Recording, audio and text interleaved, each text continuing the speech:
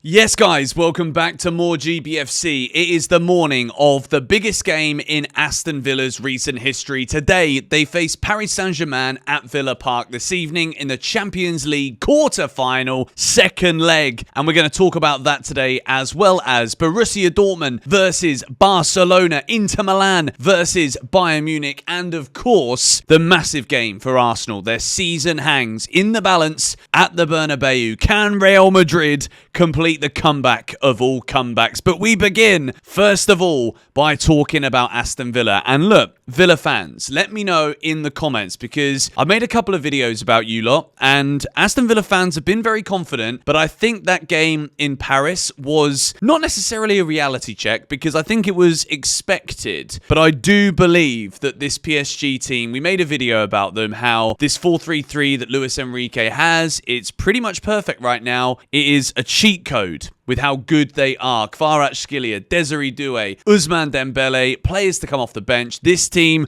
is very special indeed, and it's going to take a monumental effort tonight from Aston Villa. And look, Unai Emery has obviously got to back his team here. He's got to back his boys, and I think it is so important that they got that goal away from home. If they were 3-0 down, I think there's no chance, because I don't see how you can stop this Paris Saint-Germain side from scoring. These are the predicted lineups tonight. Aston Villa predicted to go with a 4-2-3-1. Emi Martinez, Luca Dean, Torres, Konsa, Cash, Kamara, Tielemans, Rashford, McGinn, Rodgers, Ollie Watkins. For PSG, Desiree Doué, Dembélé and Kvaratskhelia is the front three. Neves, Vitinha, Ruiz, and then a defensive line of Hakimi, Marquinhos, Pacho, Mendes and Donnarumma. I'm pretty sure that is exactly what the PSG side is going to be. The question marks I have are, is this what we're going to see from Aston Villa? I think the likelihood is that it's exactly what we're going to see. If you take a look under my mug, right here, you can see Rodgers versus Dembélé. Morgan Rodgers this season in the Champions League has scored 4 goals in this competition, outperforming his expected goals with 2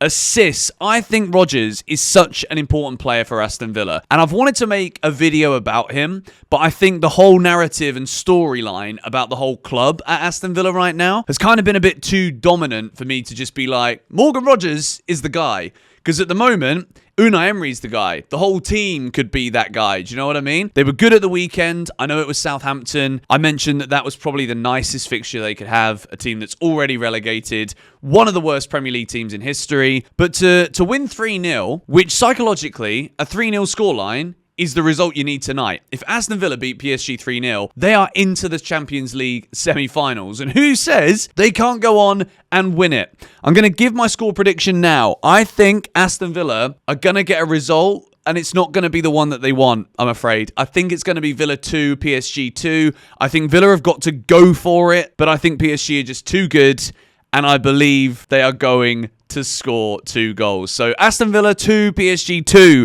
is my prediction. The next game, Dortmund versus Barcelona. Ignore the 2 a.m. because that's where it is, where I am in the world. 4-0 it was in Barcelona. This is the hardest game for any team to come back with. If Borussia Dortmund are in the semi-finals of the Champions League, I think we might actually be talking about the greatest Champions League recovery, comeback, score overturn ever. Honestly, obviously PSG were beaten 4-0 or won 4-0 and then lost 6-1 to Barcelona all those years ago, but this is what we're expecting to see from Dortmund versus Barcelona. Barcelona have just been absolutely electrifying in this competition. Barcelona are expected to be with a 4-2-3-1. It's this front line that has, again, this season in this competition just been so good. Raphinha and Lewandowski in particular. The 2 top scorers, 23 goals between these 2 men, Raphinha and Lewandowski. And there's a conversation happening at the moment. If Barcelona win La Liga and they win the Champions League this season, a lot of people are saying Raphinha could actually be in with a chance of winning the Ballon d'Or. Well, you guys can tell me what you think about that in the comments. But again, this man here, Yamal, what a player, 17 years old. And if we compare Guirassy,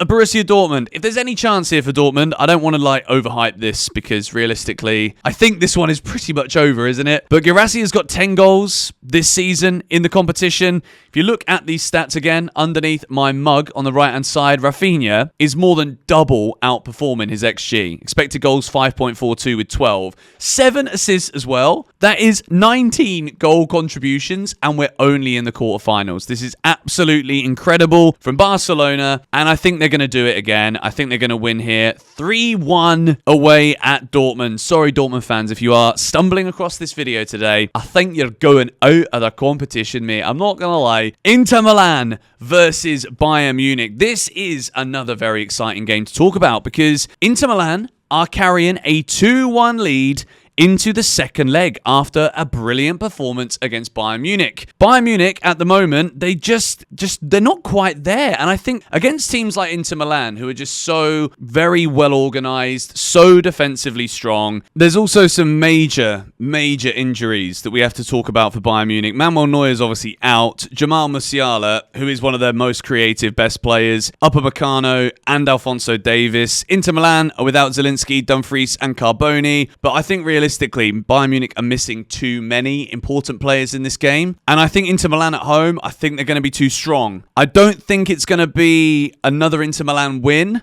I'm going to say this finishes Inter Milan 2, Bayern Munich 1 again. I think 4-2 on aggregate. Inter Milan through to the semi-finals of the Champions League. Now then, the biggest game left to talk about is the obvious one. Real Madrid versus Arsenal. If we take a look at the competition knockout round so far, Barcelona, they're going through to the semis. Inter Milan, they're going through.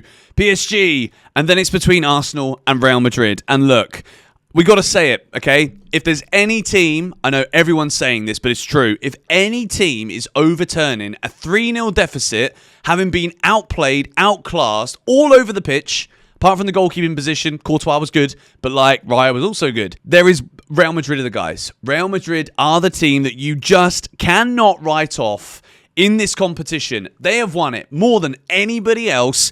And Ancelotti yesterday, apparently, held a 10-minute team talk where volumes were raised with his voice. He was very clear, very to the point, telling his players exactly what is expected for them. And not only that, right? In the Bernabéu tomorrow night, Real Madrid fans, they are the most expectant bunch in world football. Real Madrid fans do not settle for anything less than the best. And this is their competition, so they believe. So Arsenal being 3-0 up here going into this game, this is uncharted territory for them. Yes, they've beaten Real Madrid. They've knocked them out in the days of Thierry Henry before. But can they cope with this today? Because we got to move to SofaScore now because FootMob didn't have predicted lineups available. But when you look at this Arsenal predicted lineup, it's got Jorginho in it. And apparently Jorginho is missing for this game.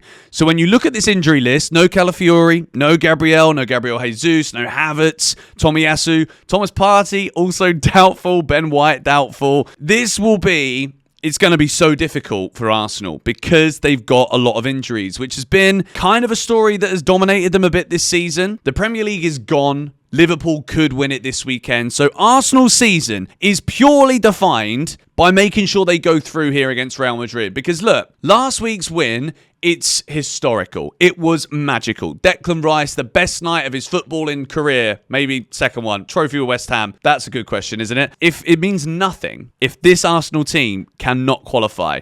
And 3-0 is significantly more than 2. And I mean that, and I know that's probably like the most Michael Owen boring statement I could have made in a More GBFC video. But the fact that it's 3-0 means that Real Madrid have to score minimum 3 goals against an Arsenal team that even without Gabriel, I think this Arsenal team and defence are capable of doing that. Even with a midfield that could be a bit shoestring if Jorginho's not available, not ready, I still think Odegaard, Rice, I think Rice has got to have the game of his life again, round 2. And with Bukayo Saka there, Martinelli, I think on a night like this, I think he's going to rise to the occasion. I think he's going to shine. I just think that Arsenal can still hurt this Real Madrid defense. This Real Madrid team, when we think about Real Madrid, this team are in disarray right now. You had Mbappe, who will obviously play this one. He was sent off at the weekend for a bad challenge. Thibaut Courtois, he's going to be very important because I think Arsenal